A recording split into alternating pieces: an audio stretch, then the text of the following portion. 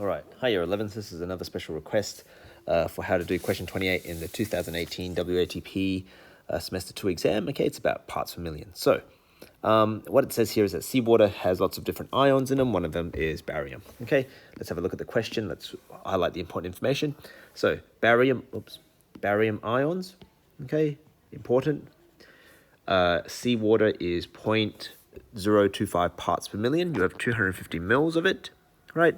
You've got the 1 kilo, and most importantly, how many barium ions would be present, okay? Which tells us something about our answer. All right, so how would we do this? What we would have to do is start thinking about what this actually is, okay? So you've got a parts per million, and we should know that parts per million is equal to the mass of the barium 2 plus over in milligrams over the mass of the solution in kilograms. Okay.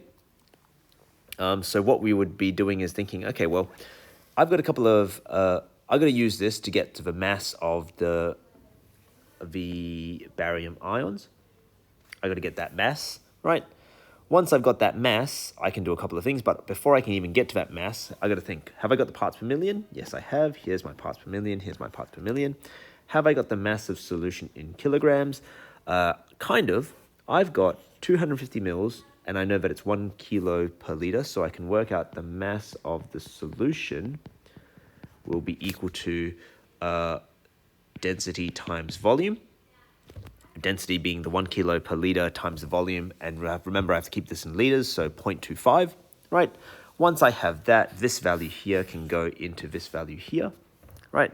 And then I can rearrange that equation to get the mass of barium 2 plus ions in milligrams, okay?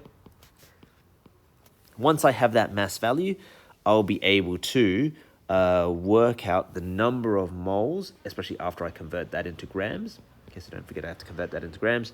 Then I'll be able to work out the number of moles of barium 2 plus ions from that.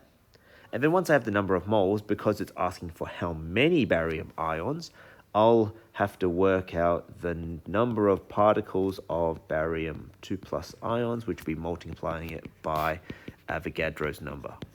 Okay, and if you don't know what Avogadro's number is, don't worry, it is on the data sheet, so don't forget about that. Okay, so that's how you would do it.